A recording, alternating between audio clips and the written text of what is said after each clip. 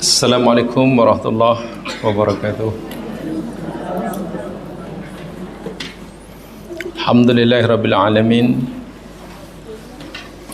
Wa bihi nasta'inu ala umurid dunya waddin. Assalatu wassalamu ala asyrafil anbiya wal mursalin. Nabiyina rasulina Muhammad wa ala alihi wa ashabihi wa atba'ihi wa dhurriyyatihi wa man ihtada bihadihi wa istanna bisunnatihi ila yaumiddin. Raditu billahi rabba bil islami dina bi Muhammadin nabiyya wa rasulah.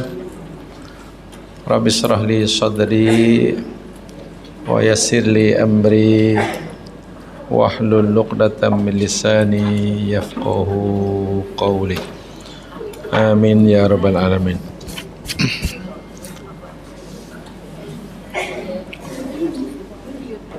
Muslimin muslimat yang dirahmati Allah sekalian,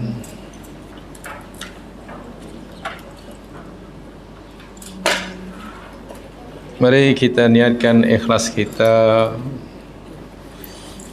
untuk mempelajari firman Allah Subhanahu wa taala. Kita buka hati kita, kita bersihkan hati kita agar kita mudah menerima nurul Quran, cahaya Al-Quran, sehingga kitab suci yang kita pelajari ini tidak hanya masuk di dalam otak kita semata, tapi kita mau ianya dapat masuk dalam hati sanubari kita dan seterusnya menjadi panduan dalam hidup kita. Karena sebagaimana yang dijanjikan oleh Rasulullah SAW, seseorang yang di dalam hatinya ada Al-Quran, bukan dalam otaknya, bukan dalam tekaknya, tapi dalam hatinya ada Al-Quran, maka Allah Subhanahu wa taala akan bebaskan dia daripada azabnya. Bahasa awamnya, ini bahasa awamnya bukan bahasa ilmiahnya ya. Malaikat yang ditugas oleh Allah untuk menyiksanya pun segan, karena tengok dalam hati orang ini ada Al-Quran. Sebab itulah berusahalah kita agar Al-Quran tepatnya, yakni pengajaran yang ada Al-Quran itu betul-betul berakar, mengakar, menjunam dalam hati sanubari kita. Karena hanya dengan begitu sahajalah Quran ini akan memancarkan nurnya. Tetapi bila Al-Quran hanya sebagai alat untuk exercise otak, ini bahasa saya, jamaah tak perlu ikut-ikut. Kalau Quran hanya dijadikan alat untuk exercise otak, tahu apa maksudnya? Exercise otak. Ya, hanya untuk berbala, untuk berfikir, untuk bla bla bla bla. Tidak sampai dalam hati. Jadi malaikat masih tak segan untuk menyiksanya. Quran ini bukan hanya untuk di otak. Betul, kita wajib memahami Al-Quran dengan akal fikiran kita, itu betul. Tetapi hendaklah hasil pemahaman yang diperolehi oleh otak kita, akal kita, hendaklah ia menjadi bahan modal bagi hati kita, ya, untuk merenung, untuk menimbang-nimbang, untuk menerima atau menolak. Katalah kita dah faham ayat ini. Ayat ini apa maksudnya? Gini nih. Ayat ni maksudnya apa? Oh, isinya perintah Allah yang wajib dilaksanakan. Ayat ni isinya larangan Allah yang wajib ditinggalkan. Ayat ni petunjuk pada jalan yang lurus. Ayat ni memberitahu pada kita pada jalan yang sesat. Akal faham tu. Bila akal sudah, fikiran kita sudah faham, maka adalah ia dijadikan bahan oleh hati, bagi hati untuk menimbang-nimbang. Bila akal dah beritahu kita, fikiran dah beritahu kita, hati, ini adalah benar, ini adalah salah, kata otak. Hati yang kena memutuskan lah. Yang memutuskan nanti kita menerima atau menolak itu hati, bukan fikiran. Saya ulangi ya. Yang akan memutuskan, oh kalau itu saya mesti terima dan saya mesti amalkan, itu hati. Sebab itu masih ramai orang yang faham bahawa itu salah tapi dibuat juga. Itu maknanya hanya Al-Quran yang sebagai exercise otak. Tahu benda itu perintah tapi tak buat juga. Itu hanya masuk di sini, tidak dalam hati. Ya. Jadi bila Quran tak masuk dalam hati, ya, wal'iyadzubillah, belum ada jaminan selamat daripada api neraka. Jangan salah, jangan jangan lupa, dulu pernah kita pelajari makna sami'ah. Itu aja kunci dia. Kunci untuk memahami ini, ingat mana sami'ah dahulu yang kita telah bincang panjang lebar itu, ya. Dan saya yakin sama sekalian masih belum lupa kalimat makna sami'ah. Saya yakin jemaah belum lupa, walaupun saya meragukan masih ingat. Betul kan? Apa tu mana sami'ah? Mana sami'ah yang pertama sekali, apa yang paling bawah sekali? Yang makna pertama ini, kita tak ada beza antara kita manusia dengan haiwan, tak ada beza. Apa makna? Idrakus saut. Hanya mendengar suara. Ada suara kita dengar, itu sami'ah. Kalaulah sami'ah hanya bermaksud itu, apa bezanya kita dengan ayam? Ya, mana kita manusia cap ayam. Kan ayam pun dengar juga, kambing pun dengar juga. Itu mana sami'ah. Makna yang kedua, sami'ah yakni bukan hanya mendengar suara, tapi memahami. Sami'ah itu anda memahami apa yang dengar. Ada lembu lintas jalan, lalu kita horn, agak-agak si lembu ni dengar tidak ni? Tapi faham atau tidak maksud kita horn dia? No hand. Saya kata lembu tak adalah makna sami'ah makna kedua ini. Dia tak faham, dia tak reti apa tu. Tapi dia dengar. Ini sudah mulai meningkat ni. Faham. Oh, saya faham. Saya faham apa maksud ayat tu. Saya faham, saya ngerti maksud ayat tu. Ya. Makna sami'ah yang ketiga naik lagi. Bukan sekadar mendengar, bukan sekadar faham, tapi yakni qabul. Mana qabul? Menerima apa yang dia faham tu. Oh, dia hon saya tu maknanya saya suruh ke tepi. Kalau itu saya terimalah. Tak marah kerana disuruh tepi, ke tepi ya. Allahu Akbar, Allahu Akbar. Ada manusia dengar. Anjing yang ada di jiran masjid pun dengar. Sami'ah. Si mukmin tahu Allahu Akbar, Allahu Akbar tidak. Oh, itu panggilan azan. Suruh orang Muslim solat. Si anjing faham tak faham? Tak faham. Ini manusia lebih tinggi sikit lah. Mukmin yang ketiga ini, dia faham, lalu dia terima. Ialah memang waktunya untuk kita solat lah. Sebab ada orang mukmin yang dengar azan dan dia faham itu azan, dia tak puas hati, mengamuk. Mau tidur pun tak boleh, mau rehat pun tak tenang.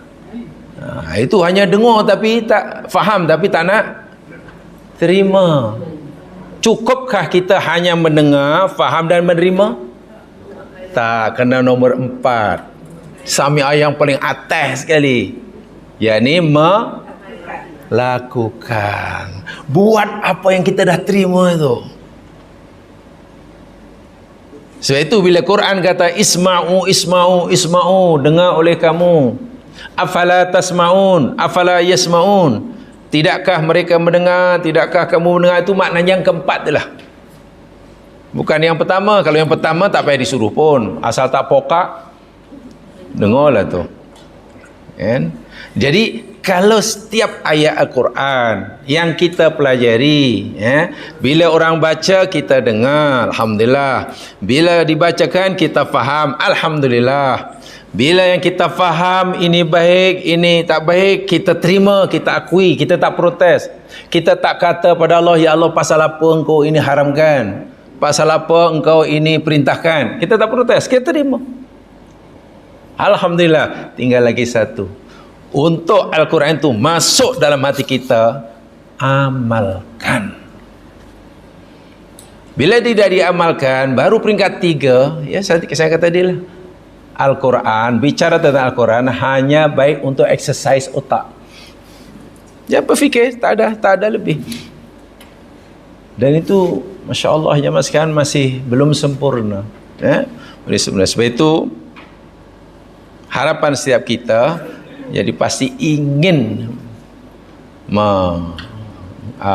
mengamalkan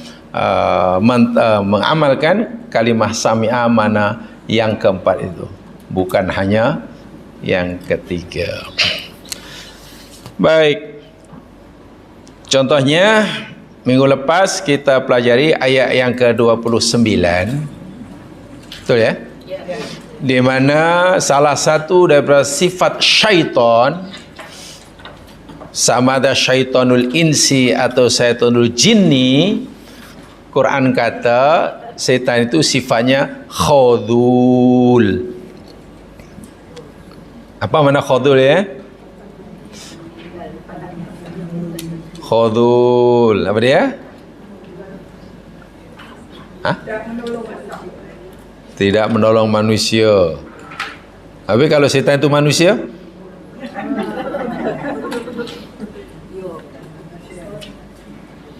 khadul ni jamaah sekalian ya.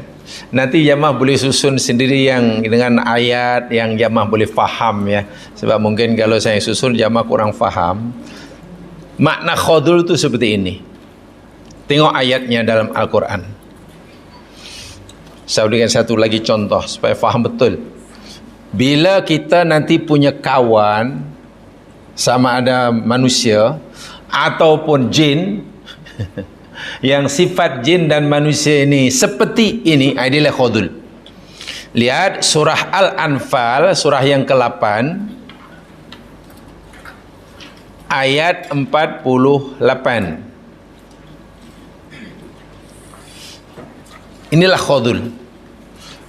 Terpulang setelah pada jamaah sekalian nak susun macam mana nanti pengertian khadul itu, jamaah nak buat definisi seperti apa. Terpulang nah diksinya macam mana. Surah 8 ayat 48. Ni senang faham ni. Sebab lapang kan, lapang, senang faham. Tak sempit sangat. Surah 8 ayat 4, ayat pun 4 lapang, jadi selisalah. Wa id zayyana lahumusy syaitanu a'malahum. Wow, dan id, ingatlah, Allah hendak menceritakan kepada kita sesuatu peristiwa yang telah berlalu. Id ini, apa yang Allah sebut selepas id itu, yakni kejadian atau peristiwa yang masa berlakunya telah berlalu. Bukan sedang, bukan akan berlaku, tapi dah berlaku. Senang cerita. Jumpa saya id, apa yang nak cerita selepasnya mesti peristiwa atau kejadian yang masa berlakunya telah berlalu. Zayyana telah menghias atau mencantikkan atau memperlihatkan elok. Lahum bagi mereka manusia asyaitanu setan a'malahum akan amalan mereka. Ketika syaitan telah menghias amalan manusia. Manusia melakukan satu amalan. Amalan itu sebenarnya amalan yang buruk, yang dilarang, dosa. Tetapi oleh setan dihias sehingga manusia yang melakukannya tidak merasa bersalah. Kan cantik.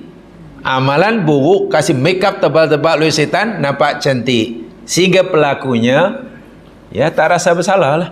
Ini tipu daya iblis yang paling dahsyat ni. Waqala, dan berkatalah syaitan, la ghaliba lakumul yawm minan nas.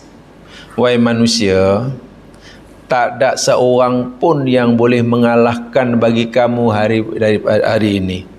Tak ada seorang pun dari manusia yang boleh kalahkan kamu hari ini. Jemaah sekalian, ayat ini background dia yakni ketika orang-orang kafir Makkah hendak menyerang Nabi, memerangi Nabi pada perang Badar. Itulah.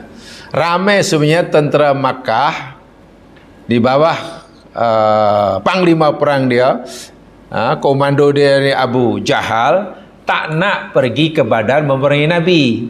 Sebab tujuan awal mereka keluar pada Makkah berbondong-bondong atas arahan Abu Jahal ini, maksudnya yakni hendak melindungi keselamatan kafilah Abu Sufyan yang balik daripada berniaga ke negeri Syam. Abu Sufyan balik berniaga dengan kumpulan dari negeri Syam nak ke Makkah.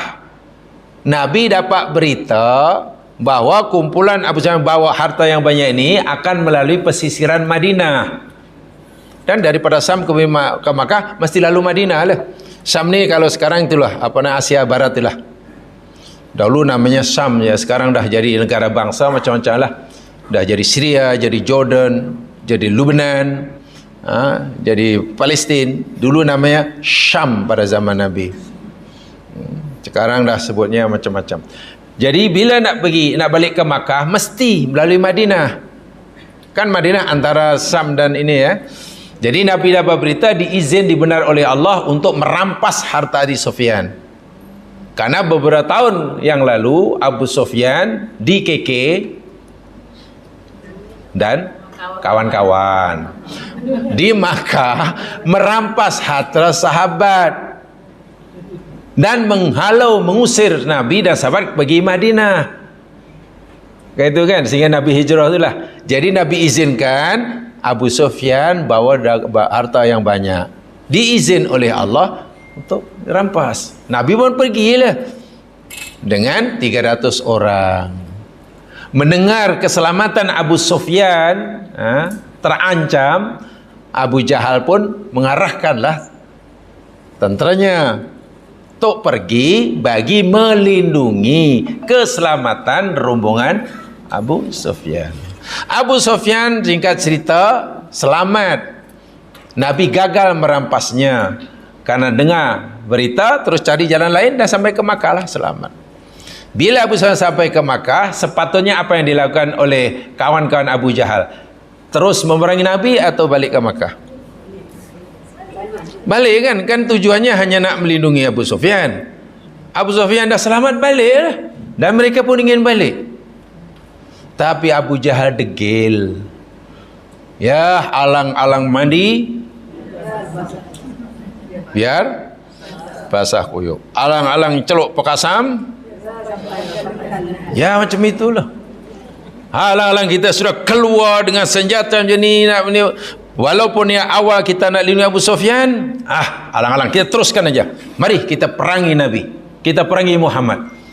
Itu ceritanya. Jadi ramai pengikut Abu Jahal yang sebenarnya tak mahu berperang. Nabi dengar bahawa Abu Jahal nak berangi pun pergilah. Nah, ketika ramai pengikut Abu Jahal ini tak nak perang, karena niatnya bukan nak perang, inilah iblis datang dekati mereka. Bro, jangan takut, tak ada siapa yang boleh kalahkan kamu. kamu pasti menang. Tengok.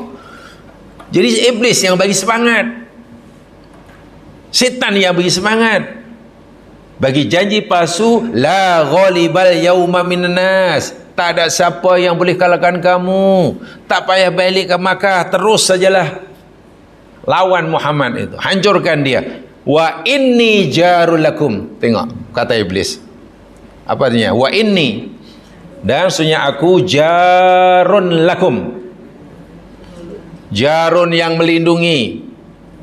Makna bebas, makna umum jarun jiran. Jiran bahasa Melayu tetangga. Jar itu mufrad, kalau jamak jiron. Dalam bahasa Melayu jiran. Seorang pun jiran bahasa Melayu, pelik lah. Seumpamanya jar lah. Tak puas jiran, jiran tetangga. Ui, lagi power itu. Ya, Melayu memang hebat. Jiran, ditambah lagi para jiran tetangga. Ditambah semua para jiran tetangga semuanya.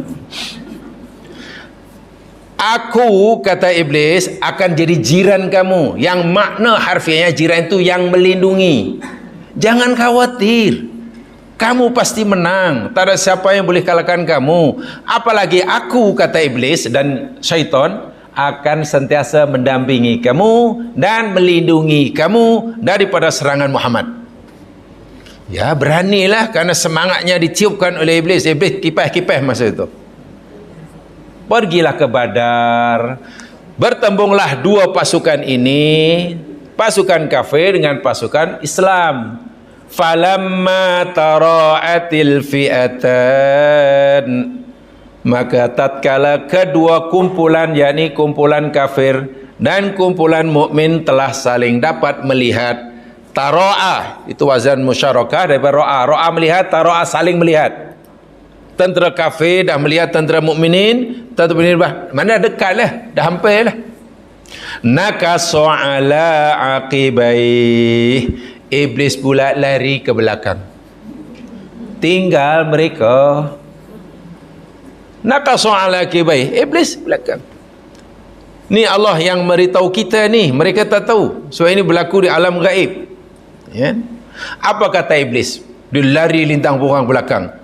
Dia sambil kata waqala, dan iblis setan berkata, inni bari'um minkum, inni bari'um minkum. Apa tu? Inni bari'um minkum. Apa artinya? Sesungguhnya aku berlepas diri pada kamu, aku tak nak terlibat kamu, aku tak nak. Aku melepaskan diri pada kamu sebab inni arama la tarawun. Sesungguhnya aku melihat apa yang kamu tak lihat. Kebanyakan mufasir kata iblis melihat malaikat turun berpihak pada tentera Islam. Setan lihat malaikat lari lintang pokang leh. Aku tak nak, aku tak nak, aku tak nak, aku nampak yang kamu tak nampak.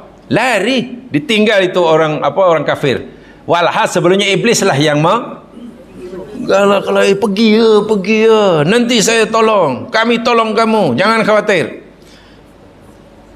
Tapi setelah nak berlaku peperangan, dia lari meninggalkan orang kafir karena iblis melihat apa yang orang kafir tak lihat. Dengan jujur iblis kata, inni akhafullah, inni akhafullah. Apa tu? Sesungguhnya aku takut. Wah, macam mukmin ya iblis ni.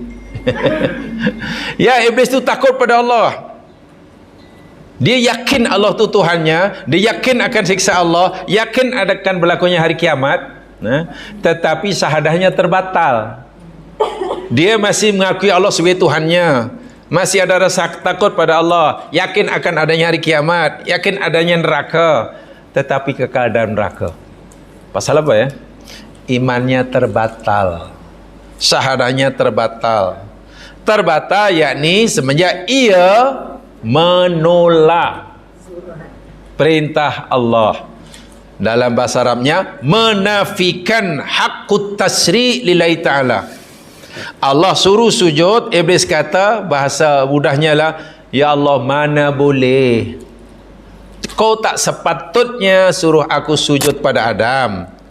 Sepatutnya engkau suruh Adam sujud. Jadi bila iblis mempertikaikan hak Allah untuk memerintahkan sesuatu, untuk melarangkan sesuatu, batal imannya.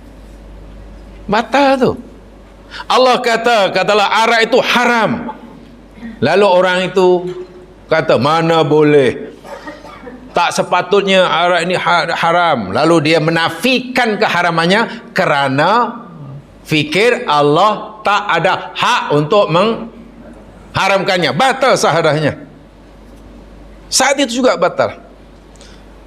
Tapi kalau dia menerima keharaman arak, walaupun dia masih meminumnya, ia dosa besar. Namanya mukmin asin. Mukmin tapi berdosa. Iman tak batal. Tapi kalau menafikan haramnya arak, menafikan fardunya solat, kefarduan solat, Allah suruh solat, dia tak nak solat, kena solat, buat apa solat? Dan saya fikir solat ni tak sepatutnya ada, katanya. Batal sahadahnya. Menafikan kewajipan menutup aurat laki perempuan, batal sahadahnya. Dan inilah yang menjadi punca batalnya iman iblis tu. Walaupun iblis masih mengakui Allah sebagai Tuhannya, meyakini akhirat, meyakini neraka. Tengok dia kata, inni akhafullah, aku takut Allah, wallahu sadidul iqab. Dan Allah itu maha rasanya. Baik, sebelumnya iblis kan menggoda, ya, menipu, memperdayakan tentera kafir, kan, suruh mara ke medan perang, jangan takut, jangan takut, jangan takut, nanti aku akan lindungi kamu, nanti kami akan jaga kamu, Nabi akan tolong kamu. Selepas orang mukmin menghadapi orang kafir, iblis lari, tinggalkan mereka, dan dia kata, ini bari'um minkum, aku tak tanggung jawab. Nah, sikap sifat perangai iblis yang macam inilah namanya khudul. Apa bahasa namanya itu kalau satu patah kata? Kalau one word apa bahasa Melayu khudul? Tak ada, kan? Nah, itu saya tunjukkan ayat itu kerana one word tak ada. Untuk satu patah kata tak jumpa. Bujuk, rayu, tipu-tipu, salah orang tipu itu dah susah kenyang, tak ada. Pandai-pandailah kau. Jadi kalau orang punya sifat macam ini, itulah khudul. Itulah syaitanul insi. Syaitan manusia. Jadi lebih susah nih kalau ada syaitan manusia. Faham, ya? Itu khudul. Allah ingatkan banyak kali dalam Quran. Salah satu sifat iblis, bukan satu-satunya, ya. Salah satunya, yakni meninggalkan orang yang ditipunya. Ketika orang ditipu itu ditimpa kesusahan, ditimpa musibah, ditimpa suka menjerumuskan orang lain. Setelah orang itu susah, tiba musibah, dia tak nak tolong, dia lari, dia yatrukuhu, ia meninggalkannya. Faham, ya? Itu khudul. Baik, sekarang kita akan pelajari ayat yang ke-30. Ayat ini, jamaah sekalian, keluhan Rasul sallallahu alaihi wasallam. Aduan Nabi kepada Allah Subhanahu wa taala. Nabi Muhammad sallallahu alaihi wasallam telah pernah mengadu. Syaka, bahasa Arabnya syaka. Syaka yashku sakwa. Sakwa itu maknanya aduan. Bila mengadu maknanya menghadapi masalah lah. Nabi menghadapi masalah. Dan kerana seorang Nabi mengadunya tidak boleh pada sesiapa kecuali kepada Allah. Ini salah satu syakwa Rasulillah. A'udzu billahi minasy syaithanir rajim. وقال الرسول يا رب إن قوم اتخذوا هذا القرآن مهجورا Wa qala, dan telah berkata ar-rasulu, seorang rasul, yakni Nabi Muhammad, katanya, ya Rabb, wahai Tuhanku, inna, sesungguhnya qaumi, kaumku, ittaqadu, mereka telah menjadikan hadzal Qur'an, Quran ini, mahjura, sesuatu yang ditinggalkan. Mahjur daripada hajara. Hajara maknanya hijrah. Makna harfiahnya yakni meninggalkan sesuatu disertai dengan perasaan benci. Itu makna asal hajara. Meninggalkan sesuatu disertai dengan perasaan benci. Sebab itu Nabi bersabda, ya, la yahillu li muslimin, tidak halal bagi orang muslim, maknanya haram lah, ayahjura akhahu, berhijrah meninggalkan saudaranya, fauqa thalathati ayam, lebih 3 hari. Seorang muslim haram berhijrah meninggalkan saudaranya lebih 3. Bila lebih 3 hari dah jatuh hukum qat'ur rahmi, putus silatur rahim, yang Nabi beri amaran la yadkhulul jannah qati', tidak masuk surga orang putus silatur rahim. Katalah A dan B sama muslim, tak bertegur siapa. A coba meninggalkan B, B pun juga meninggalkan A dengan perasaan bengkak. Ada rasa bengkak. Tak tegur siapa bukan pasal tempatnya jauh. Tak tegur siapa bukan karena tak ada kontak numbernya, kan? Tak tegur siapa dah tak, ini makna kerana ada rasa bengkak. 1 hari, 2 hari, 3 hari maksimum. Bila masuk hari keempat tidak menyambungkan semula teguran itu, dah jatuh memutuskan silaturahim. Tapi kalau 1 hari, 2 hari belum dikira putus silaturahim, walaupun ianya berdosa, tapi dosanya bukan dosa putus silaturahim. Itu makna hijrah. Nabi meninggalkan Makkah, sahabat meninggalkan Makkah pergi ke Madinah, namanya hijrah. Meninggalkan Makkah disertai dengan rasa benci, itu namanya hijrah. Benci ni luar biasa. Jemaah sekalian, sahabat Nabi yang ke Madinah itu benci pada perangai orang Makkah ni lah, bukan benci pada Kaabah, benci pada syirik, benci. Baru masuk Muslim, A, B, C baru masuk Muslim. Karena baru masuk Muslim, karena mereka mesti mereka meninggalkan apa-apa yang dilarang oleh agama Islam. Kalau dahulu A, B, C ini katalah minum arak karena belum Muslim. Sekarang dah masuk Muslim, A, B, C tak boleh minum arak. A dah tak minum arak, tapi hatinya belum dapat membencinya. Ini tak berdosa, tapi pahalanya belum setinggi mana. Kan sudah tak minum, mana sudah meninggalkan. Jadi segi syariat dia sudah patuh, hatinya masih belum mampu membencinya, bahkan seringkali menginginkannya. Tengok orang mabuk,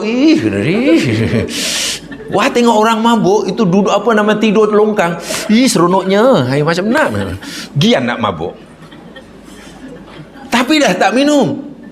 Dari segi fiqah, kalau kita tanya adakah A itu berdosa, tak dosa lah karena tak minum. Itu jawaban fiqah.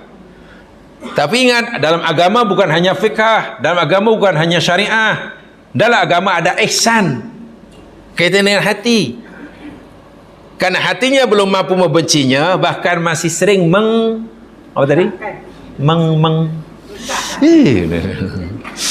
ada tengok orang mabuk dah masuk longkang boleh suka, teringin sangat, macam mana? Yang B dah tak minum, alhamdulillah, dari segi syarak dah tak dosa, kan? Dia tak menginginkannya, Dah tak ada ingin dah, saya dah tak ingin dah. Tapi apakah awak ada rasa benci dah tak suka? Nah itu susah tu, nak meninggalkan rasa benci. Tapi dah tak menginginkannya. Ya, imannya relatif lebih baik daripada A. Kan? Yang paling baik yang C. Dia dah tak minum, dia dah tak menginginkannya, dah kan sudah benci.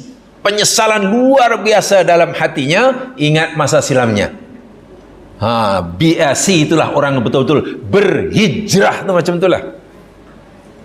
Bila ingat dahulu pernah menyesal. Bagi A mana ada penyesalan walaupun dah tak minum. Menyesal macam mana, dia masih ada keinginan. Bagi B insya-Allah belum juga ada penyesalan. Macam mana ada penyesalan? Dia masih belum mampu membencinya. Yang C itu betul-betul sudah berhijrah, karena dia sudah meninggalkan arak disertai dengan rasa benci. Itu makna hijrah. Kalau tak ada rasa hijrah, tak ada rasa benci, belum diartikan hijrah. Faham ya? Jadi kalau sekarang istilah dia sudah hijrah, tu agaknya benci tak dengan perbuatan lama. Wah, sekarang sudah banyak ya, alhamdulillah banyak kawan yang sudah hijrah katanya. Tapi tengok album tahun 70-an seronok pula. Seronok gian dulu macam tu. Tengok gambar yang 70-an, seronok juga ni, teringin, tapi dah tak berani dah hijrah. Belum hijrah mah. Allah tahu. Nanti yang dinilai yang dalam hati itu bukan luaran. Kalau orang lain manusia boleh kita perdayakan dengan penampilan luaran lah, tapi Allah tahu apa yang dalam hati itu. Dalam hati itu. Ya, itu hijrah. Jadi Nabi pernah mengadu pada Allah. Aduan Nabi, ya Allah ya Tuhanku, ni semua kaumku ini telah menjadikan Al-Quran ini sebagai benda yang mahjur. Maknanya ramai umatku, kaumku meninggalkan Al-Quran disertai dengan rasa benci. Allahu Akbar. Itu yang Nabi sedih. Nabi mengadu bukan karena dapur Nabi tak berasap. Tak. Kalau sekadar dapur tak berasap, pagi-pagi tak ada sarapan, Nabi tak mengadu pada Allah. Kalau sekadar sakit, Nabi tidak mengadu. Terluka, tak mengadu. Hilang barang, tak mengadu. Lapar, belum mengadu. Tapi bila melihat kaumnya yang Nabi harapkan sangatlah semuanya masuk surga, tak nak menerima Al-Quran, sebenarnya mereka meninggalkan Al-Quran dengan rasa benci. Itu Nabi baru. Ni doa Nabi. Inna qaumi takhudhu hadzal Qur'ana mahjura. Ya mas sekalian, saya bacakan dahulu apa yang dikatakan oleh ulama-ulama tafsir sebagai tabaruk kepada ilmu mereka, karena mereka mengajarkan kita tafsir ini, lalu kita ajarkan supaya ilmu mereka bermanfaat dan mereka akan terus mendapatkan pahala. Ilmun yantafa'u bih. Ilmu yantafa'u bih. I'lam anna al-kuffara lamma aktharu min al-i'tiradat al-fasidah wa wujuhit ta'annud daqa sadrun nabi sallallahu alaihi wasallam wa syakahum ila Allah Ta'ala. Bahwasanya tatkala orang-orang kafir telah begitu banyak memalingkan diri mereka daripada Al-Quran dan membenci Al-Quran, hati Nabi menjadi sedih, perasaan Nabi menjadi tertekan. Saat itulah Nabi mengadu kepada Allah. Jadi Nabi sedih, Nabi hatinya kecewa, sehingga Nabi mengadu kepada Allah karena melihat ramai kaumnya yang tinggalkan Al-Quran. Nah, kalau kita nak mengukur iman jemaah sekalian, mudah. Ini ada satu tanda tanda aras juga, kayu pengukur. Kalau kita melihat orang ramai tak pandai baca Al-Quran dengan melihat ramai orang yang sakit, mana yang lebih membuat kita sedih?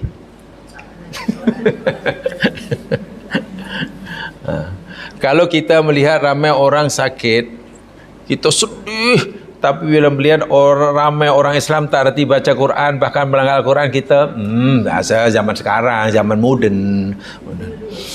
Tahukah ya sekalian, kalau hati kita sebenarnya hati kita sangat lemah imannya, percayalah, Itu cara menilai iman kita. Karena rupanya kita lebih prihatin terhadap orang yang sakit fizikalnya daripada orang yang lebih prihatin daripada orang yang sakit jiwanya. Orang mukmin tidak faham Quran, Quran itu lebih sepatutnya lebih membuat kita sedih, hiba daripada sekadar melihat orang sakit. Kan hanya sakit apa? Jasmani. Kalau kita mau berfikir lebih radikal, orang sakit jasmani, kita mungkin hiba kan, kasihan kan. Tapi sedasat pun sakit jasmani, apa penghujungnya? Paling dasar sekalipun mati. Dan orang mati karena sakit masuk neraka atau tidak? Belum tentu. Orang mati karena sakit berdosa atau tidak? Belum tentu. Bahkan mungkin dosanya terhapus dengan sakitnya, darjahnya akan naik karena sakitnya, dan bila mati selepas dosanya diampunkan, darjahnya diangkat, matinya mati husnul khotimah dan masuk. Lalu kenapa kita lebih kasihan orang yang sakit jasmaninya? Sebenarnya kalau orang sakit jiwanya, Al-Quran dilanggar, perintahnya ditinggal, larangannya dilanggar, kemudian mati, di mana tempatnya? Orang macam ini sebenarnya lebih kita kasihani, lebih kita hiba, lebih ala kasihannya lah orang itu. Kita ni kadang lebih minta maaf ya kalau saya boleh gunakan istilah agak keras lah. Kita ni sering kali cara berfikir kita seperti yang kita pelajari dulu, lebih berfikir madiyah. Apa madiyah dulu? Ini mungkin agak keras lah. Kita ni tanpa kita sadari, kita lebih sering berfikir madiyah, apa? Materialisme. Semua kita ukur dengan benda. Seakan benda ini sesuatu yang paling, yang segala-galanya. Ya bukanlah. Atau mungkin bahasa yang mudah diingat, sering kali kita berfikir ini dunia oriented, bukan akhirat oriented.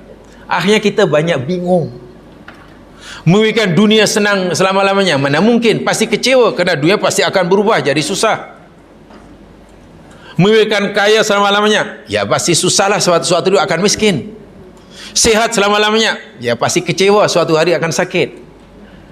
Memikirkan sesuatu yang boleh mendatangkan ketenangan jiwa itu bila kita berfikir akhirat oriented.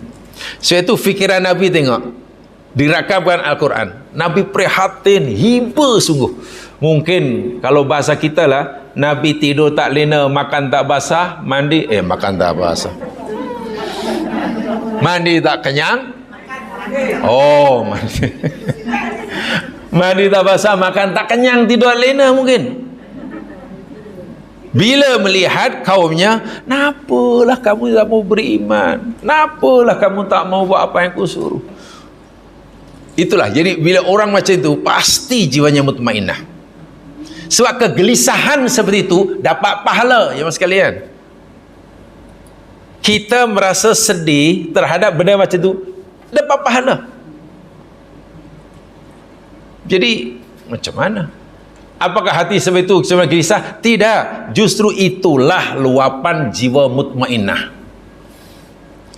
Jiwa yang tenang itu, yakni justru jiwa yang sentiasa merasa tidak tenang melihat maksiat.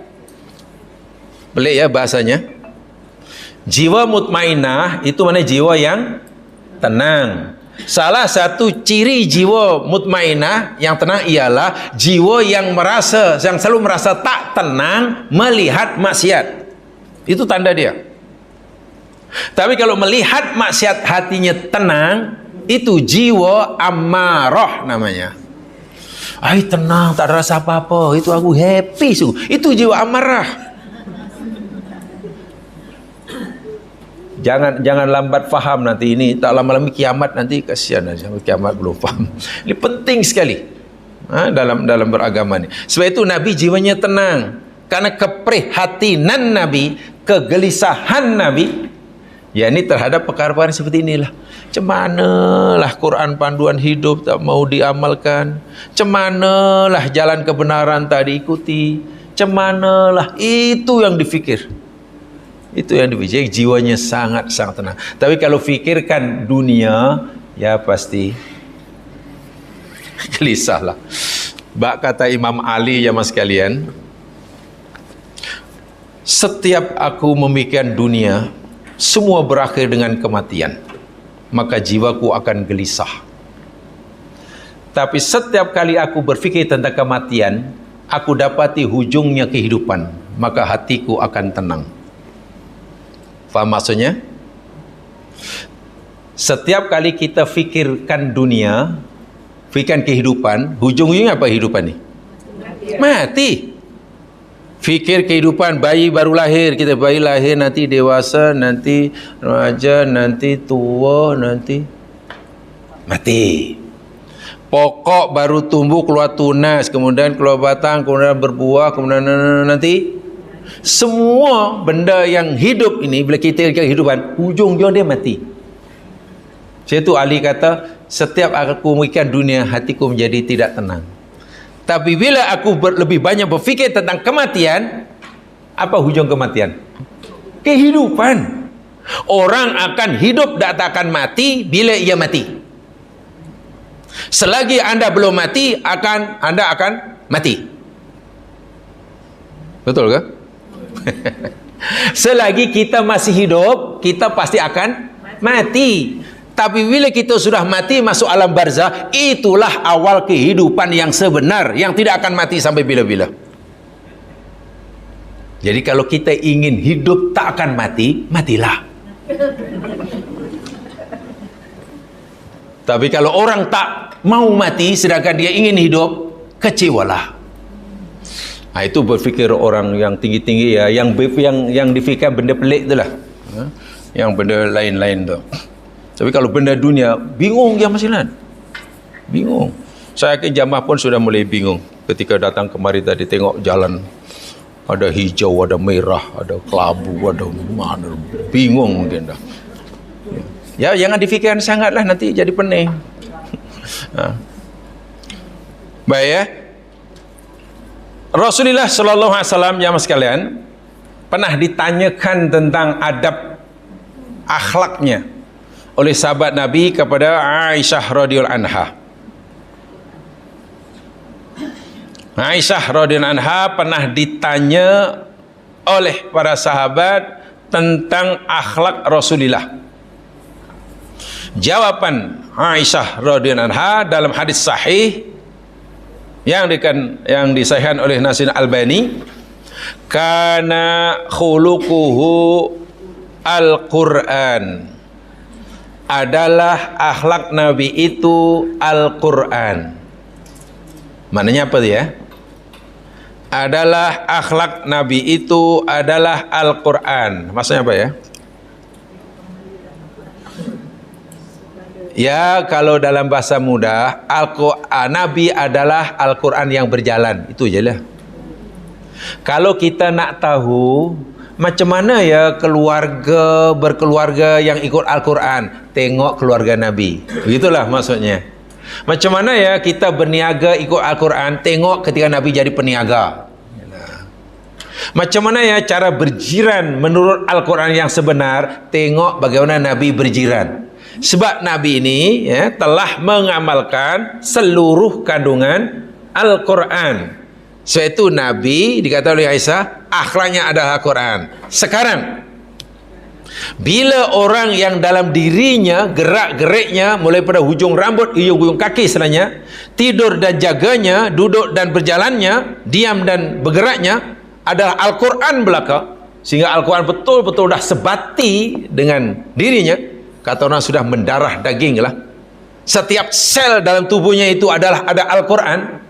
Tiba-tiba melihat orang lain menolak Al-Quran, macam mana agaknya? Sedih atau? Sedih lah. Pasti sedih lah. Sebab itu bila Nabi hingga mengadu pada Allah, karena itu jiwanya itu dah Al-Quran. Ini berbeza dengan mungkin kita atau seorang yang dalam jiwanya belum ada Al-Quran. Al-Quran belum mendarah daging dalam dirinya. Masih banyak sekian triliun sel dalam tubuhnya tak kenal pun Al-Quran. Tiba-tiba melihat orang lain melanggar Al-Quran, macam mana nak sedih? Jadi sedih ini, prihatin ini bukan boleh dibuat-buat. Semakin banyak orang menyerap Al-Quran dalam dirinya, maka semakin besar keprihatinannya terhadap orang lain yang belum menerima Al-Quran. Tapi kalau Al-Quran itu masih sedikit yang ia serap dalam jiwanya, melihat orang lain yang tidak mengamal Al-Quran, ya tak rasa apa-apalah. Sebab itu kalau ini kalaulah kita bertanya, kenapa Nabi hingga mengadu pada Allah tentang kaumnya yang tolak Al-Quran ini? Tak apalah, biarkan aja lah. Kenapa Nabi mengadu pula sehingga Allah rakamkan dalam Al-Quran? Ini karena Nabi itu Al-Quran yang hidup, itulah, yang kenal sungguh mana jalan yang lurus, mana jalan yang bengkok, yang bengkok. Itu satu di antara rahsianya, sehingga Nabi tergerak ini. Jadi, dan sekaligus ini jamaah sekalian, sengaja saya sampaikan kata puas ini juga jadi tanda aras bagi kita sebagai parameter bagi kita untuk menilai Quran ini sudah sebesar mana, sebanyak mana, berapa peratus sebenarnya Al-Quran ini betul-betul yang telah kita serap dalam diri kita. Serap kan masuk maksudnya? Kalau masuk nanti aku keluar balik. Sudah kita serap, mana sudah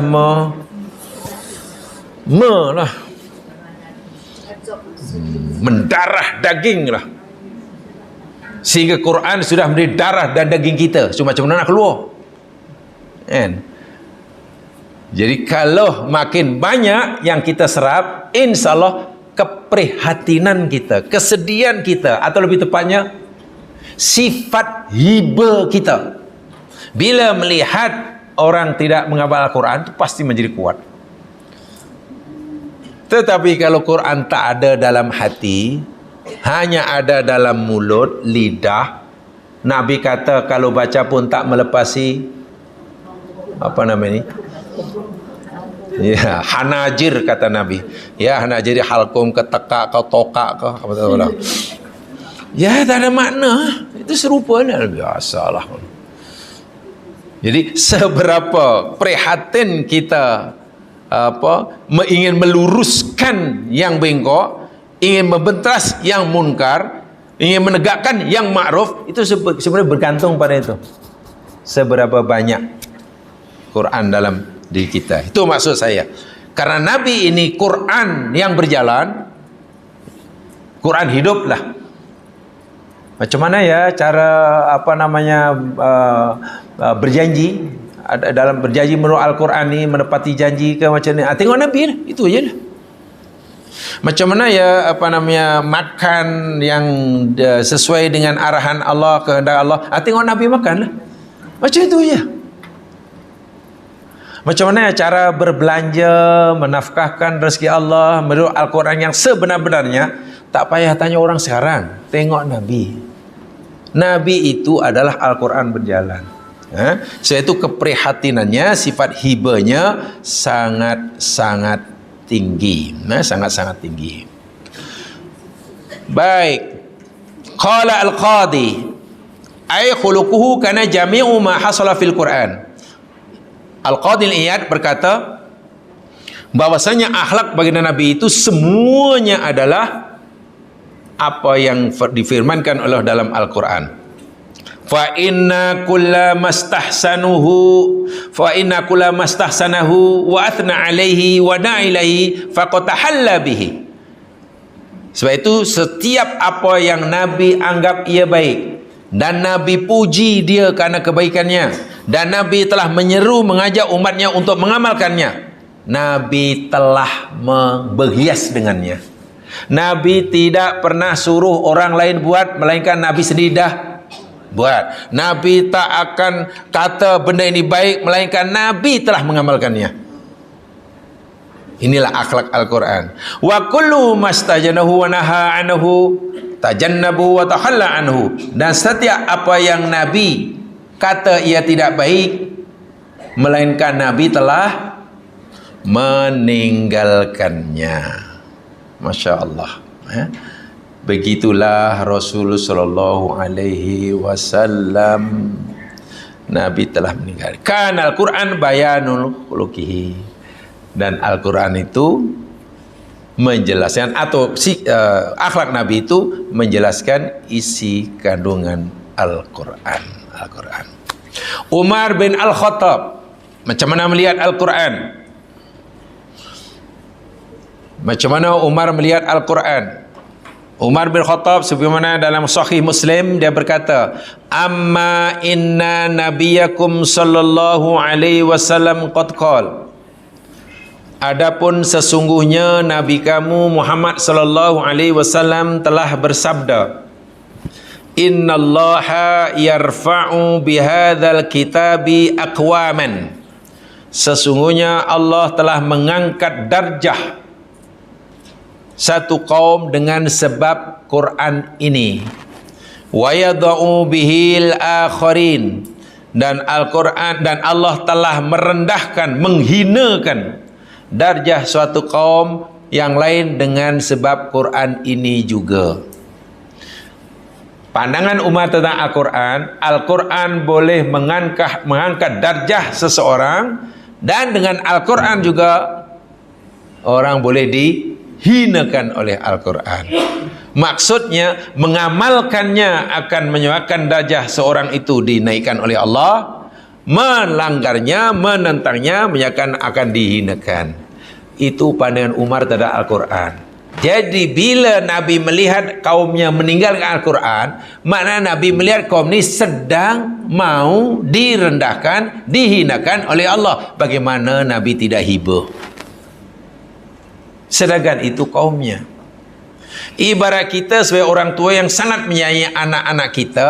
Anak-anak kita ini kata melakukan perkara yang memadaratkan dirinya, membahayakan dirinya, merugikan hidupnya, masa depannya. Macam mana kita tak hibah? Macam mana kita boleh diam melihatnya? Pasti kita akan bersungguh-sungguh untuk menegurnya. Itulah. Lainlah kalau kita mungkin sudah tidak menyayanginya. Lainlah kalau Nabi sudah tidak mengasihi umatnya. Mau buat apa pun pasti ditinggalkan. Sebab bila orang meninggalkan Al-Quran, maknanya orang itu telah memilih, dengan kesedar telah memilih jalan yang akan mencelakakannya. Sedangkan Nabi melihat orang ini dengan pandangan kasih sayang. Sebab itu Nabi hibah. Bukan marah ya, hibah. Apa hibah ya? Oh, hibah itu sedih ya. Oh, very very sad. Hibah. Kenapa jadi panjang? Akan hibah, tapi very very sad.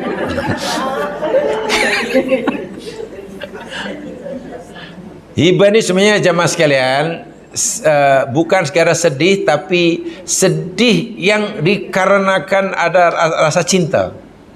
Itu hibah. Contoh ya, kalau kita menegur orang yang salah agar ia jadi baik, tapi hati kita tak ada rasa suka pada orang itu, agak berapa kali kita menegurnya? Kali. Atau mungkin 21 kali? Kirim salam. Sekali lah. Aku ni kena tak apalah, hantarlah kau. Bila sekali dua kemudian dia tak ikut, apa kita kata? Jalanlah gitu. Ya, mungkin kata fi qulubihim maradun fazadahumullahu maradah. Nih, hatinya ada penyakit tu. Dan Allah menambahkan penyakitnya. Itu baru sekali. Tak mau dengar. Dah keluar dalil. Qala Allah Ta'ala pula. 2 kali, 3 kali kita ingatkan dia, dia tak dengar juga. Keluar lagi dalil berkata summun bukmun umyung fahum. Saudara, kalau kamu nak tahu orang ni summun bukmun umyung, ni orangnya.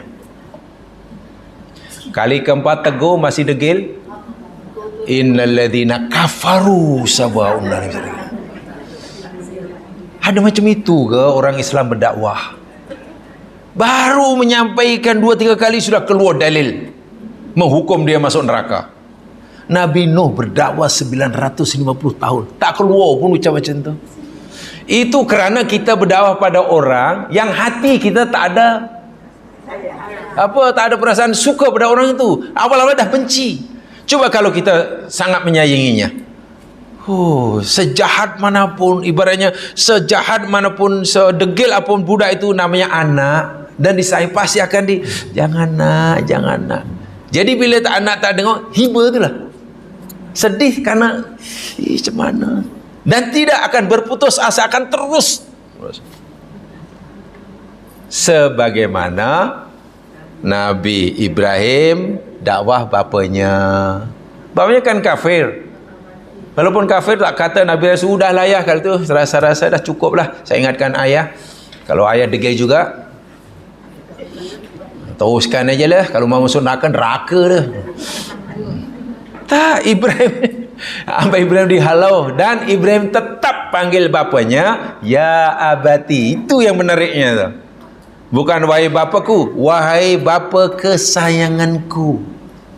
Itu menunjukkan bahawa Ibrahim tetap mencintai orang tuanya walaupun dia kafir. Itu yang perlu ada pada diri orang Islam. Ini baru tegur orang, baru menyampaikan yang dia akan benar, baru kali dia tahu lah. Dia tu tengoklah, tak ada tokoh masuk surga. Dia ingat surga ni warisan atuknya apa? Sikit-sikit surga, dia tu neraka. Neraka siapa lah? Cobalah baca yang hadis-hadis Nabi yang Allahu Akbar,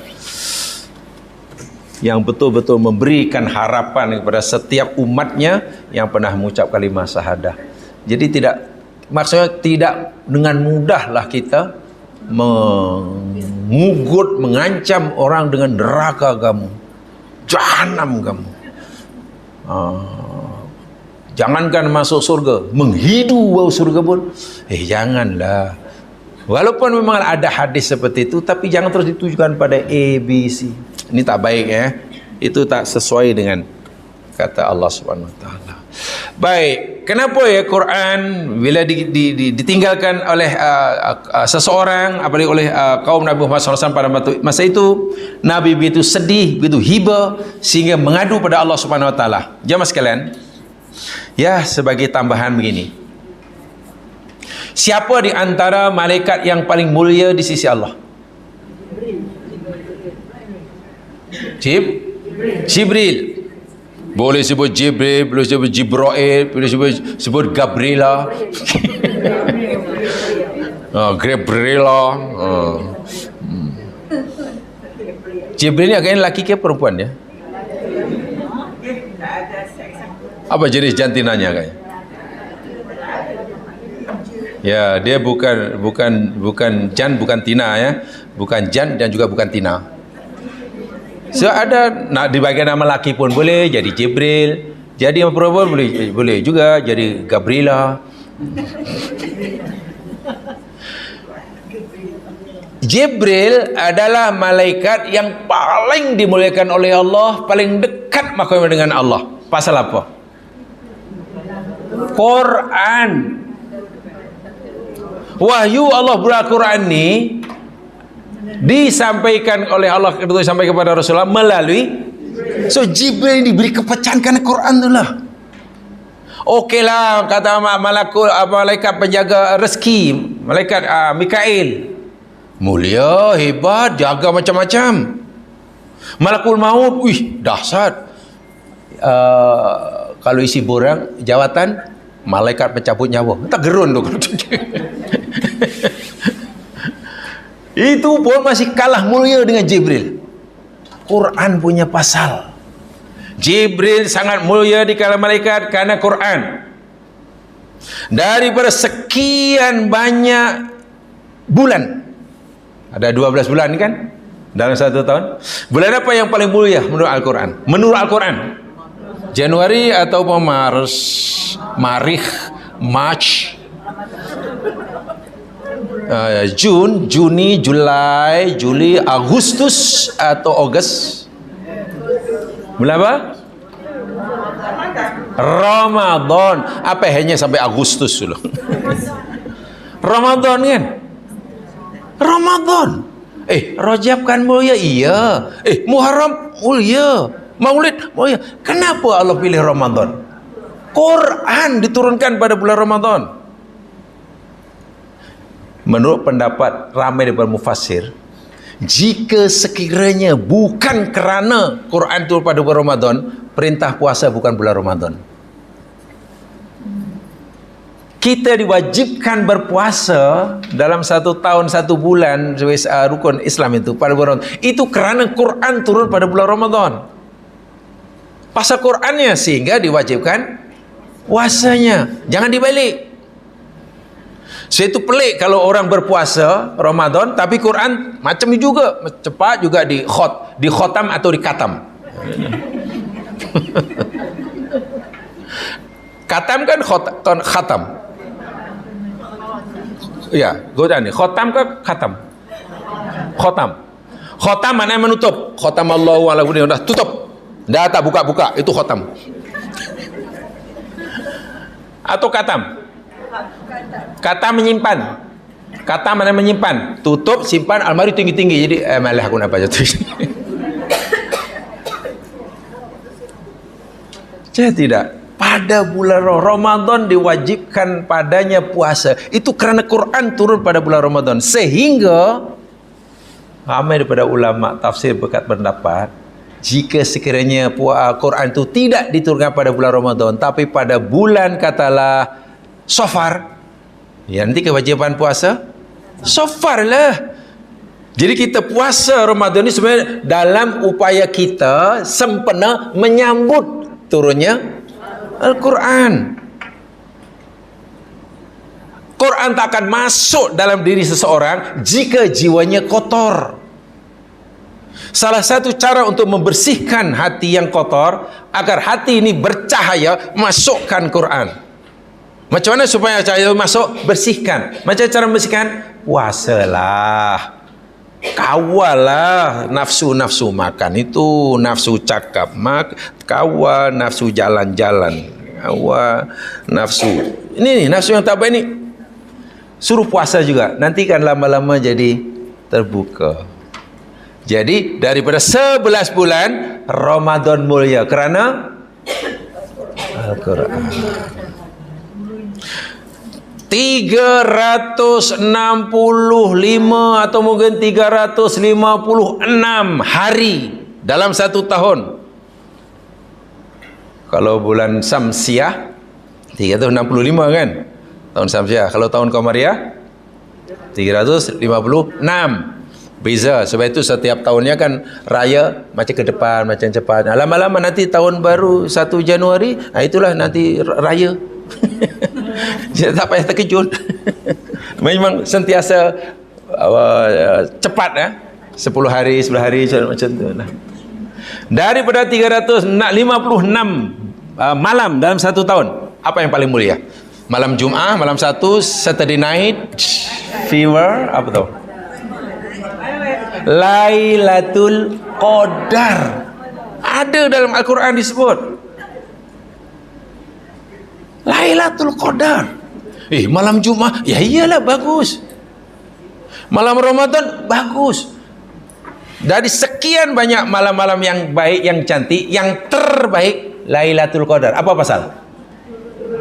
Turunnya Quran lagi.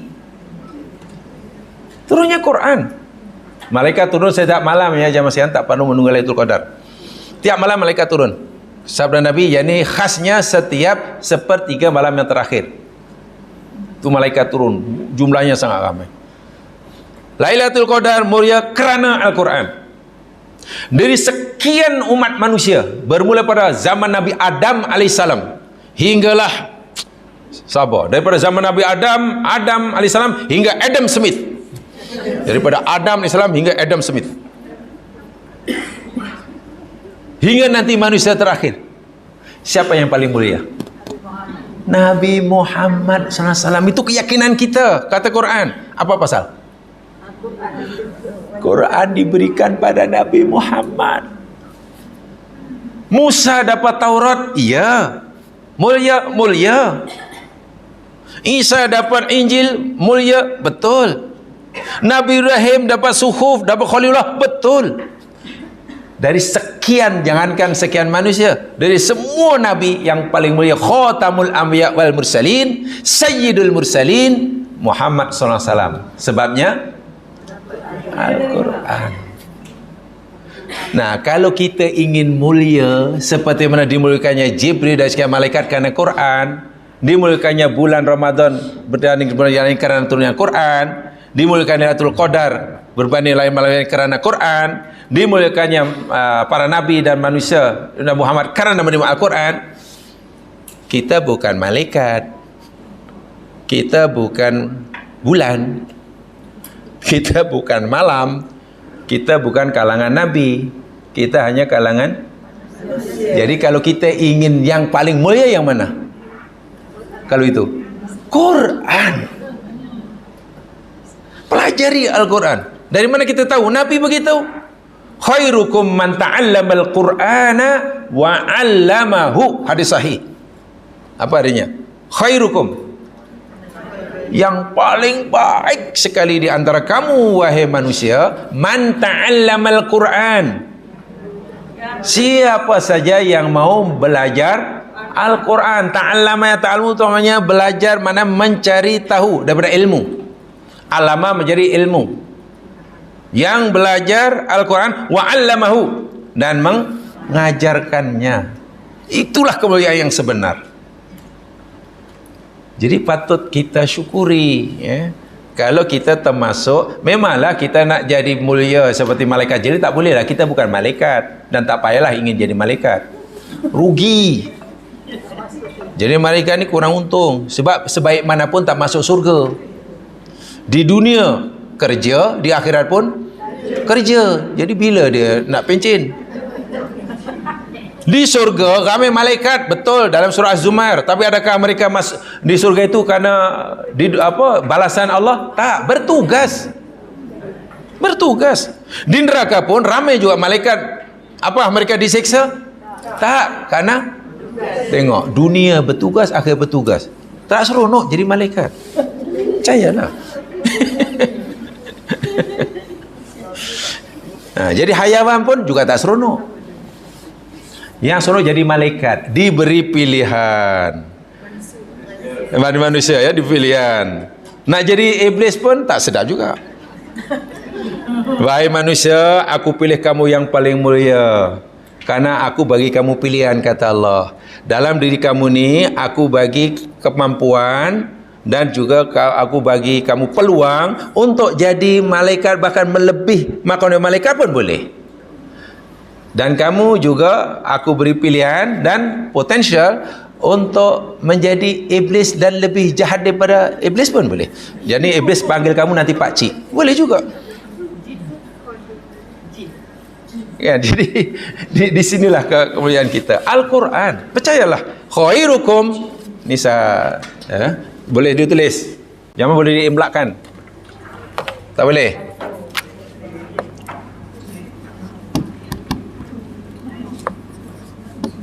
Apa tu? Khairukum.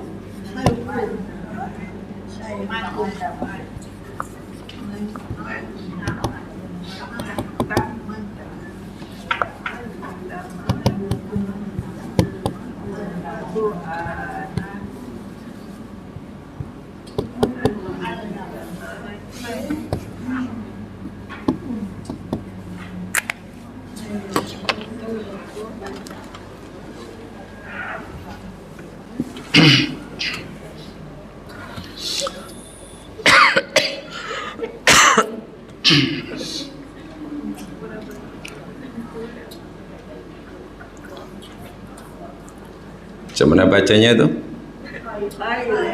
Khairukum man ta'allamal Qur'ana wa 'allamahu. Wa 'allamahu. Hadis ini bersumber daripada sahabat Nabi dan juga menantu Nabi. Hanya siapa? Gelarannya Dzunnurain, Uthman bin Affan. Kalau Abu Bakar gelarannya Abu Bakar As-Siddiq. Kalau Umar bin Khattab, Umar bin Khattab radhiyallahu itu semua radhiyallahu anhu lah. Abu Hurairah radhiyallahu anhu, Abu Bakar As-Siddiq, Umar bin Khattab. Khattab tu ayahnya lah. Gelarannya Al-Faruq. Utsman bin Affan gelarannya tadi Dzunnuraini. Dzunnurain. Dzu tu yang empunya, Nuraini dua cahaya, dua nur. Karena Utsman pernah berkahwin dengan kedua putri Rasulullah. Ya. Dan keduanya telah janda waktu itu. Kawin dengan Ummu Kulthum putri Rasulullah, kawin dengan Ruqayyah. Dua. Tapi istilahnya tukar tiko lah. Bukan dalam satu masa. Apa? Tukar tiko namanya? Tukar kapet lah. Kan tak boleh adik-beradik dimadukan. Jadi setelah seorang meninggal, kawinlah. Ali bin Abi Thalib gelarannya Ali bin Abi Thalib. Ali anak Abu Talib gelarannya tak tahu lagi. Nasib baik belum kiamat. Abu Turab. Abu Turabu.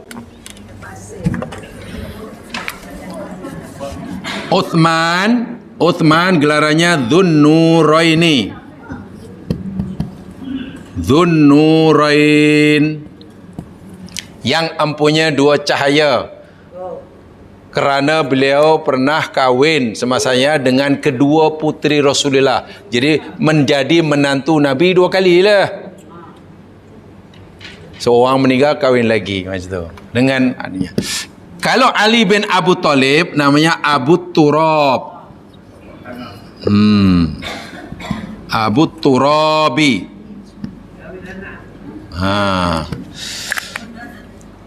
Abun itu ayah, bapa, turab itu tanah atau debu. Memang tak glamour. Kalau itu apa, kita beri gelaran itu mungkin mengamuk. Gelaran tu yang baik-baik lah. Ada gelaran bapa tanah ni apa ke benda. Abu Turab. Ceritanya Ali bin Abi Thalib waktu ada masalah dengan istrinya. Istrinya siapa ya? Fatimah Az-Zahra binti Rasulullah. Ali ni masalah jemaah sekalian, orang yang sangat bijaksana lah, sangat bijaksana. Jadi biasa dalam rumah tangga biasalah ada perselisihan sikit-sikit itu.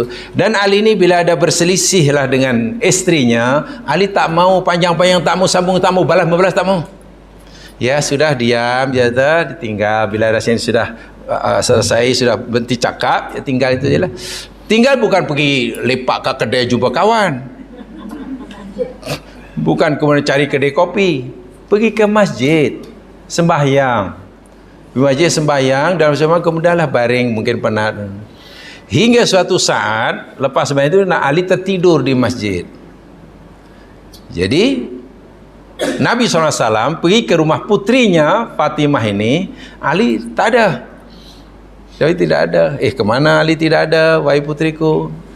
Fatimah cerita, wahai Rasulullah, tadi kami begini-gini dengan Ali, bla bla bla begini. Lepas itu Ali keluar. Nabi tahu sangatlah perangai menantunya satu ini. Bila keluar dari rumah pasal itu, mesti pergi masjid lah tu. Dah kenal sangat menantunya ni. Didapati di masjid, rupanya sudah tertidur. Karena sudah agak lama. Masjid Nabawi waktu itu bukan seperti Semarak sekarang, kapetnya 2 inci tebal. Pasir, tanah. Jadi bila ada angin, apa? Debu tu apa ya? Terbanglah sehingga menimbus Ali. Ali yang tidur tu badannya penuh dengan debu. Masa tidur, jadi Nabi panggil, ya Abat Turab, qum ya Abat Turab. Wahai bapa debu, bangunlah, bangun. Panggilan Abu Turab yang diberikan oleh Nabi Ali ini bukan panggilan ejekan, justru panggilan kemuliaan. Jarang jamaah sekalian orang beribadah, solat, hingga khusyuk dan mungkin hingga sangat penat tertidur karena kekhusukannya mungkin lepas ini atau kepada Allah hingga tertimbus dek pasal pun tak sedoh kecuali Ali. Ya macam Allah panggil Nabi Muhammad lah, ya ayyuhal muzammil, wahai orang berselimut. Itu bukan ejekan, itu panggilan kemesraan dan sekaligus kemuliaan. Ya ayyuhal muddathir, Nabi kata ya Abat Turab, hai bapa debu, bangunlah. Bangun, terkejut Ali. Ya terus sudah selesai dah. Nabi pun sudah tahu kisahnya, sudah bangunlah, baliklah, balik jumpa keluarga. Itu asal usul gelaran Ali ini Abu Turab. Jadi bukan gelaran yang ini ya. Itu mulia sungguh tu. Mulia sungguh.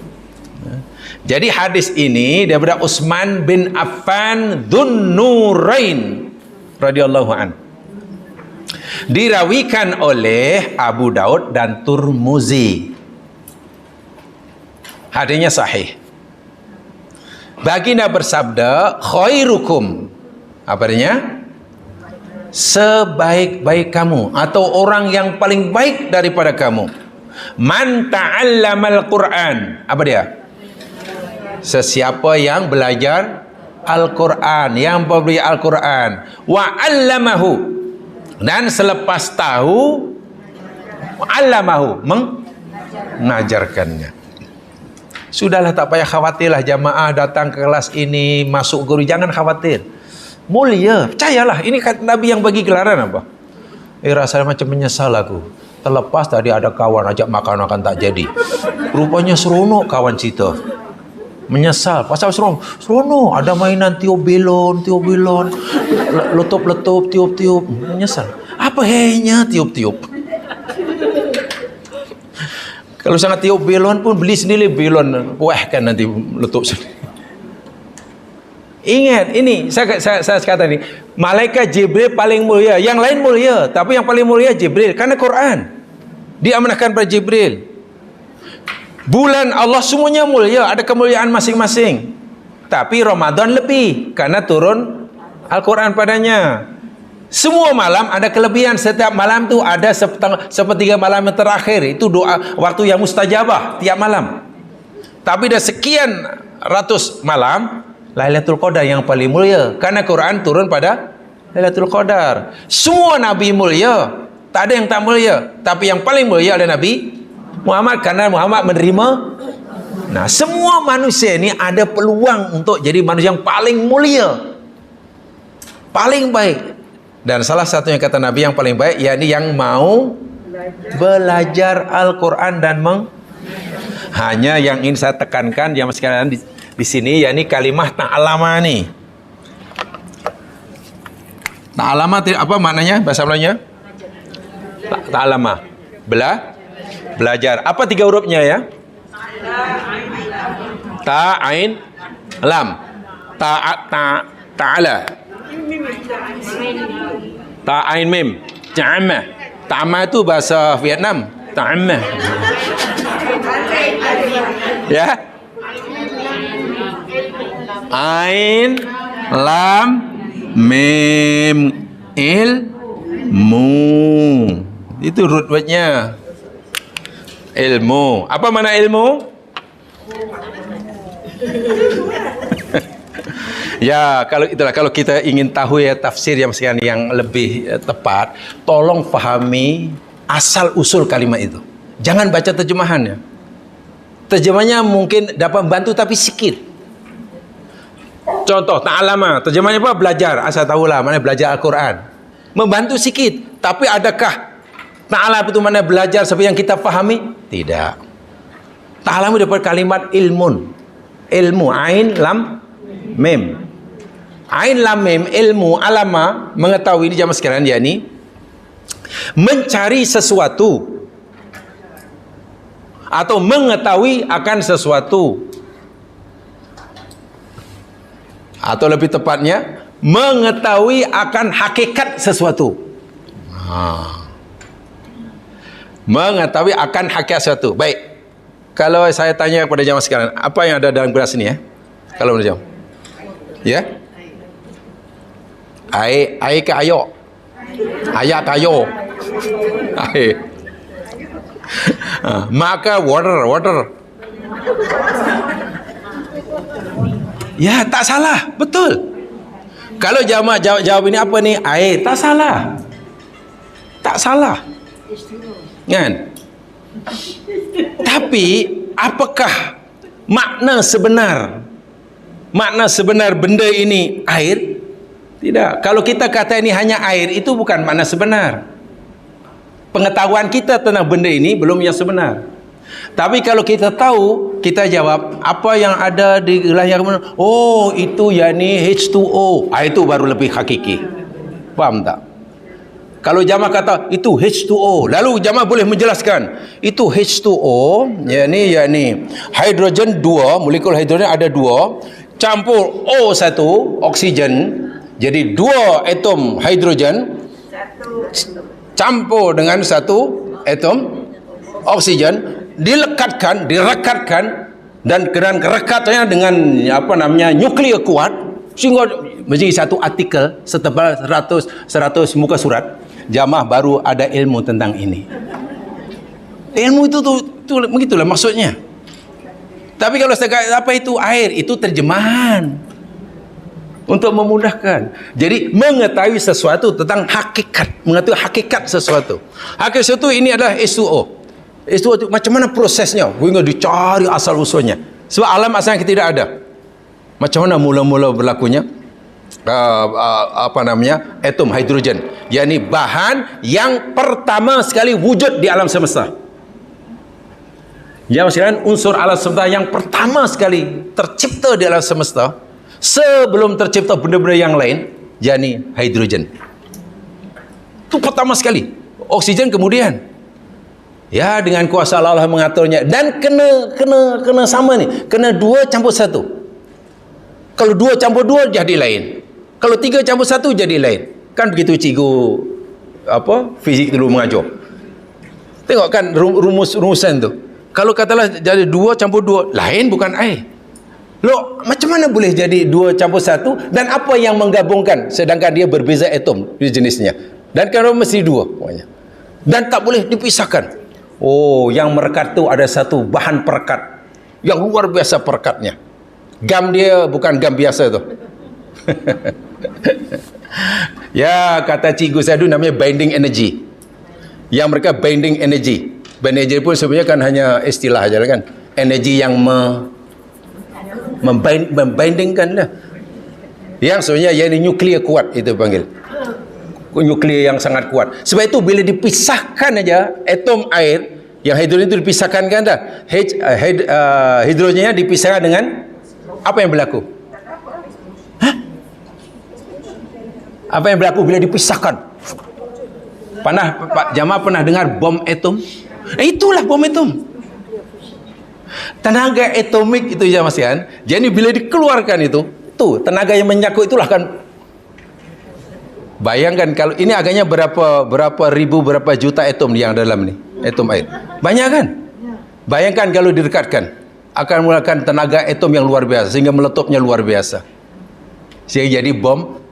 Nah, kalau pengetahuan kita tentang air macam itu sehingga kita buat artikel kata sudah menjadi 300 muka surat, baru kita ada ilmu tentang air. Tapi kalau apa itu? Air itu belum ilmu. Faham tak maksudnya? Jadi Al-Quran demikian juga. Bila Nabi kata man ta'alam Al-Quran, siapa yang belajar Al-Quran, itu mana bukan belajar terjemahan, bukan. Faham betul sehingga kita sebenarnya tidak habis, tidak berhenti setakat itu. Belajar Al-Quran ini tak akan habisnya jamaah sekalian. Tengoklah orang-orang alim, Allahu Akbar, yang pakar-pakar Al-Quran. Kagum, sangat kagum. Sangat-sangat kagum. Dulu saya belajar tafsir gini. Saya ingat, hebat orang-orang ni baca. Sekali belajar yang tafsir itu, kenapa orang ni tafsirnya luar biasa. Baca tafsir Katsir macam ini, tafsir Al-Baghawi macam ini, tafsir At-Tabari macam ini, macam ini. Ada persamaan, tapi ada kelebihannya. Sekali baca pula tafsir Ar-Razi, hebat orang ini. Karena ayat sama, tapi penafsirannya lain. Bukan lain maknanya bercanggah ya. Makna yang digali oleh Ar-Razi lebih dalam. Ditambah lagi oleh yang kemudian yakni Ibnu Ashur. Lebih dahsyat lagi. Jadi oleh Asy'arawi. Jadi bila dicantumkan, rupanya ya Allah, satu-satu ayat rupanya difahami oleh banyak mufasir, hasilnya. Sehingga bila semakin banyak yang kita ketahui dengan tentang satu-satu ayat, maknanya semakin betul lah ta'alama ini. Kan? Tapi kalau ta'alama hanya membaca terjemahan, itu pun satu. Ya, itu belum ta'alama lah. Baru mula ta'al. Jadi maknanya belajar mesti di apa ya, di tingkat barulah nanti orang yang terbaik. Walau bagaimanapun, walaupun baru belajar terjemahan, sudah masuklah khairukum, yang baik, masuk dalam kumpulan khairukum, yang paling baik. Walaupun yang paling baik itu ada tingkatan-tingkatan, yang paling baik, yang hyper baik. yang hyper baik tentu Rasulullah lah. Sebab Rasulullah bukan hanya faham, tapi sudah beramal. Ya, contohlah Abu Bakar. Abu Bakar pernah kata, ya Rasulullah, kami sering menangis bila berada di majlismu dan kau cerita tentang neraka. Bila kau baca ayat neraka, kami menangis karena seakan-akan neraka itu depan kami, terbayang neraka itu. Bila kau baca ayat surga, kami menangis karena ayat yang kau baca itu macam terbayang. Itu Abu Bakar. Kita mungkin baca ayat neraka, wa amma man khaffat mawazinuhu fa ummuhu hawiyah wa ma adraka ma hiya. Adapun sesiapa yang ringan timbangannya, maka neraka hawiyah. Tahukah kamu apa hawiyah? Neraka yang membakar. Sadaqallah. Macam mana ya tak rasa cerita neraka boleh berlagu? Cuba bayangkan. Nah, itu kita. Jadi macam mana ya? Sebenarnya kita ni faham atau tidak neraka, yakin atau tidak. Kalau yakin telah neraka tu, mesti nangis jemaah sekalian. Begitulah maksud saya. Fala yaktab ba'dakum ba'da. Janganlah seorang kamu mengumpat saudaranya yang lain. Maukah saudara kamu makan bangkai saudaranya yang telah mati? Sadaqallah. Nampak ke apa namanya dosa mengumpat dan bahkan depan mata? Karena tak nampak je masih ni, akhirnya lepas itu kalau dia itu macam mana sekarang? Macam mana? Tengok, itu bukan tak lama ya mas kalian. Kena ditingkatkan ya, kena ditingkatkan. Kalau tak ada peningkatan nanti susah. Mudah-mudahan lah kita dapat beramal. Ya, saya baru menjelaskan kenapa Nabi mengadu. Benda itu pun Nabi adu ke? Nah, alasannya saya sampaikan tadi, satu persatu yang terakhir tadi. Karena Nabi melihat Al-Quran itu seperti itu. Ya, seperti itu. Kalau kita melihat Al-Quran belum seperti Nabi melihat, ya mungkin kita kurang ada keprihatinan kepada maksiat, Mudah-mudahan diberkati. Wallahu alam. Subhanakallahumma bihamdika asyhadu an la ilaha illa anta astaghfiruka wa atubu ilaik. A'udzu billahi minasyaitonir rajim. Wal 'asri innal insana fi khusr illa alladziina aamanu wa 'amilus shalihaati wa tawasaw bil haqq tawasaw bis sabr. Assalamualaikum warahmatullahi wabarakatuh.